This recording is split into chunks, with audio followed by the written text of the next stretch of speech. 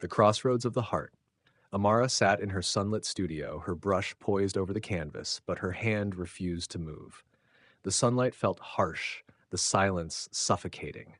Her art, her sanctuary, had become a battlefield where memories of betrayal warred against her desire for peace.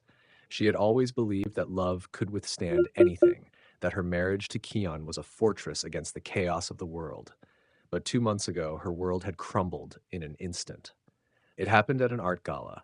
Amara had arrived, proud and eager to present her work. As she mingled with patrons, a collector approached her with a broad smile, his words like shards of glass. "I couldn't resist buying your painting," he said.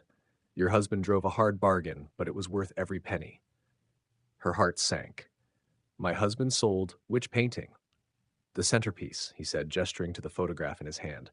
It was Eternal Flame, the painting she had poured her soul into, the one that symbolized the love she thought she and Keon shared.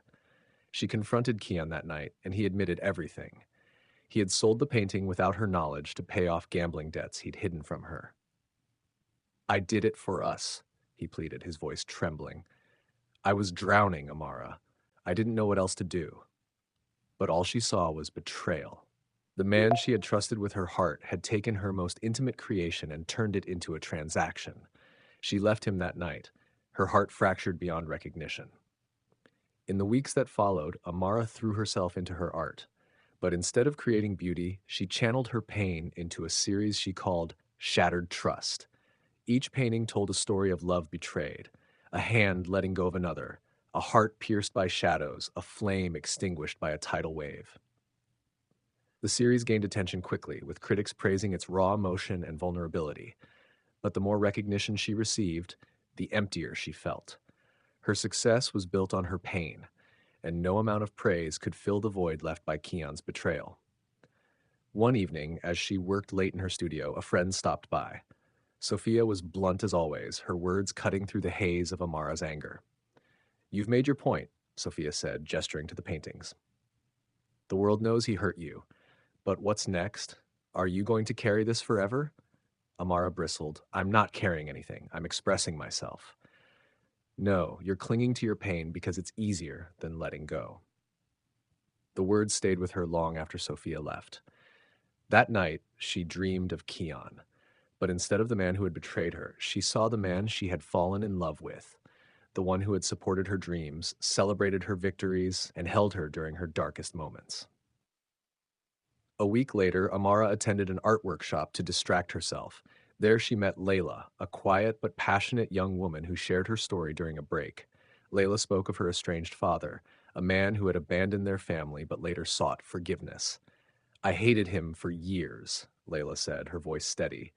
"But holding on to that hate only hurt me. Forgiving him didn't mean forgetting what he did.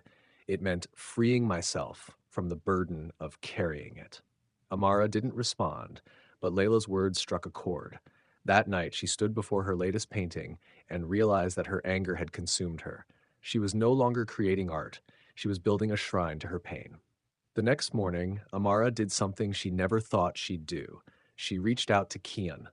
They met in a quiet cafe, the air between them heavy with unspoken words. Keon looked thinner, his eyes hollow. He apologized again, his voice raw with regret. "I know I don't deserve your forgiveness," he said, "but I want you to know I'm trying to change. I've quit gambling. I'm working to pay off the debts. I just, I wish I hadn't hurt you." Amara listened, her heart aching. For the first time, she saw not the man who had betrayed her, but a man who was deeply flawed, struggling to make amends. She realized that forgiving him didn't mean excusing his actions, it meant releasing herself from the chains of resentment. "I forgive you," she said softly. The words felt like a weight lifting from her chest. In the months that followed, Amara began a new series called Healing. Her paintings shifted from darkness to light, depicting themes of growth, resilience, and renewal. The series resonated with audiences, inspiring countless people to share their own stories of pain and recovery. Keon, true to his word, continued to rebuild his life. Though they didn't reconcile, Amara felt a sense of peace knowing he was on his own path to redemption. As she stood in her gallery one evening, surrounded by her new work, Layla approached her with a smile. "You were right," Layla said. "Forgiveness really is freedom." Amara smiled back. It's the best gift you can give yourself. And for the first time in a long time, she felt whole.